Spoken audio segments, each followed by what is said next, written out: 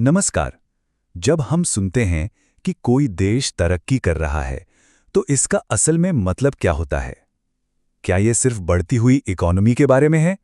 आज हम इसी बड़े और जरूरी सवाल को समझने की कोशिश करेंगे। तो आज हम क्या क्या समझने वाले हैं। सबसे पहले हम जानेंगे कि प्रगति का असली मतलब क्या है। फिर हम ग्रोथ और डेवलपमेंट के बीच का फर्क समझेंगे। इसके बाद देखेंगे कि डेवलपमेंट को ताकत कहाँ से मिलती है, इसे और बेहतर कैसे बनाया जा सकता है, और आखिर में हम भारत के नजरिए से इस पूरी बात को देखेंगे।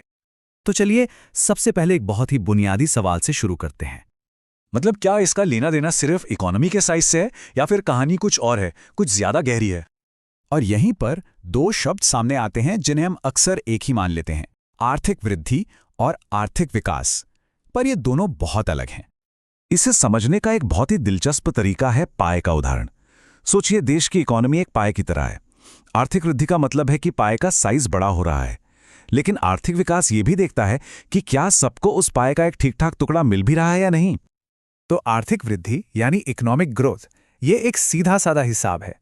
मतलब देश में सामान और सर्विसेज का प्रोडक्शन कितना बढ़ रहा है, इससे हम आमतौर पर जीडीपी से नापते हैं। लेकिन दूसरी तरफ है इकोनॉमिक डेवलपमेंट यानी आर्थिक विकास। ये एक ज्यादा बड़ी और गहरी बात है।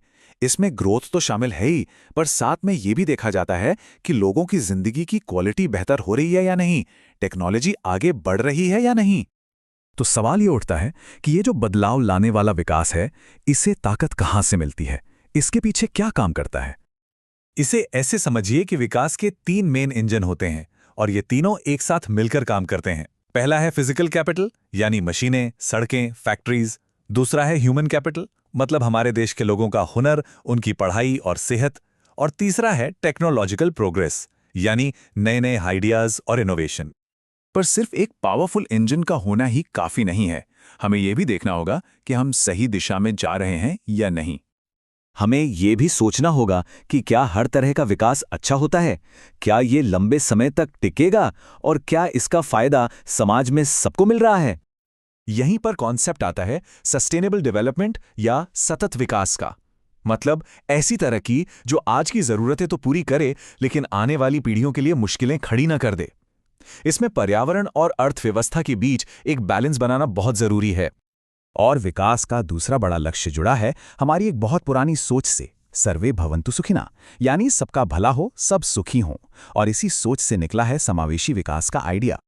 तो इंक्लूसिव डेवलपमेंट का सीधा सा मतलब है कि विकास की दौड़ में कोई भी पीछे न छूटे, तरक्की का फायदा समाज के हर तबके तक पहुंचे। इसका मतलब है ऐसी पॉलिसीज बनाना जिससे गरीबी कम हो, सबको काम करने के मौके मिलें, अच्छी शिक्षा और स्किल ट्रेनिंग मिले, और तरक्की के फायदों का बंटवारा सही तरीके से हो।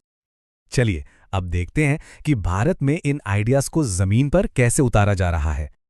ये कोई नई बात नहीं है। भारत की इकोनॉमिक प्लानिंग में एक दशक से भी ज्यादा समय से इंक्लूसिव ग्रोथ पर जोर दिया जा रहा है, जो कि 11वीं और 12वीं पंचवर्षीय योजनाओं का एक अहम हिस्सा था, और आज भी इसी पर फोकस है। और इस सोच को हकीकत में बदलने के लिए कई बड़ी योजनाएं चल रही हैं, जैसे प्रधानमंत्री जन धन योजना, जिसने करोड़ों लोगों को बैंकिंग सिस्टम से जोड़ा, मनरेगा, जिसने ग्रामीण रोजगार सुनिश्चित किया, और डिजिटल इंडिया, जो सबको डिजिटल दुनिया से जोड़ रहा है। तो कुल मिलाकर लक्ष्य ये है कि जो आर्थिक वृद्धि हो रही है, वो सिर्फ आंकड़ों में न दिखे, बल्कि वो एक ऐसे सार्थक विकास में बदले जिससे हर नागरिक की जिंदगी बेहतर हो।